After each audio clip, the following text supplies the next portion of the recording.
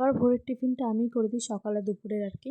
আর এখানে আমি রান্না করছি, আর বাইরেটা দেখো পুরোই অন্ধকার। এখন বাজে ওই 5টা মতন, 4:30 থেকে উঠে রান্নাটা করতে হয়।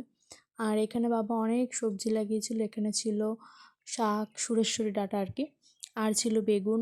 বেগুন গাছেও বেগুন ধরেছিল, সেগুলো তোমাদেরকে একে একে দেখাবো।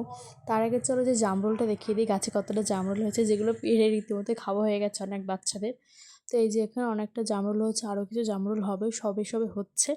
যখন আরও অনেক হবে, গাছটা ভর্তি থাকবে, তখনই তোমাদেরকে দেখাবো। আর এটা হচ্ছে আমার বাবার গাছের লেবু, বাবা লাগিয়েছিল এই গাছটা।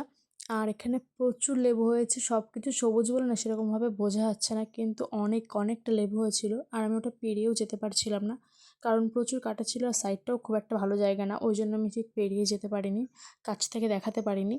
আর আমার বোন যে তুলসী মন্দিরটা সুন্দর করে রং করেছিল, আলপনা দিয়েছিল, তোমাদের সাথে সেটাই দেখাচ্ছি, সেটাই শেয়ার করছি।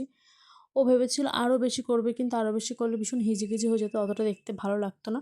তো তার জন্য ওর পছন্দ মতনই করেছে। আর এখানে একদম ছোট্ট যে আমড়া গাছটা, সেটা এখানে একদম ছোট্ট আমড়া হয়, অনেক বোল হয়েছে, তোমরা দেখো। যখন পুরো গাছে আমড়া ভরে যাবে বা বড় হবে, তখনই তোমাদের সাথে শেয়ার করব। আর এখানে আছে পুদিনা পাতা গাছ, যেটা বাবা নিয়ে এসেছিলো। অনেকটা পুদিনা পাতা গাছ আছে, অনেকটা মানে অনেকটা, একটা গাছ থেকে অনেকটা হয়ে যায়। আর বাবা তো এখানে অনেকটাই লাগিয়েছে, তার মানে ভাবো যে কতটা হবে। আর এটা হচ্ছে করবী ফুল গাছ। কে কে করবী ফুল গাছ ভালোবাসে বলো। বাড়ির সূর্যমুখী, যেটা দেখতে দারুণ লাগছিল। আর অনেক রকমের ফুল ছিল, যেগুলোর নাম আমার সত্যি জানা নেই। আর এটা হচ্ছে ছোট্ট একটা জবা। আসলে আমাদের বাড়িতে আসলে ফল, ফুল, সবজি এইসবেরই দেখা মিলবে। ভীষণ ভালো লাগে চারিপাশটা দেখতে, যারা আসে তারা দেখেই যায়।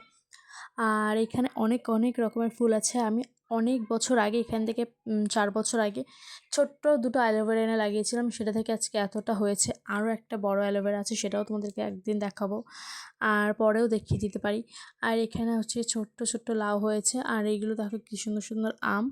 সকালবেলা এগুলো দেখানোর পরে ভাবলাম যে কিছু খাওয়া যাক, তো এখানে ম্যাগি করেছিলাম। আর একদম গরম, তার জন্য ধোয়াটার জন্য এরকমভাবে দেখাচ্ছে। আর হালকা মেঘ করেছিল, তো তার একটা ছোট্ট ক্লিপ। এখানে আমি আর দীপ বেরিয়েছিলাম একটা ভীষণ দরকারি কাজে।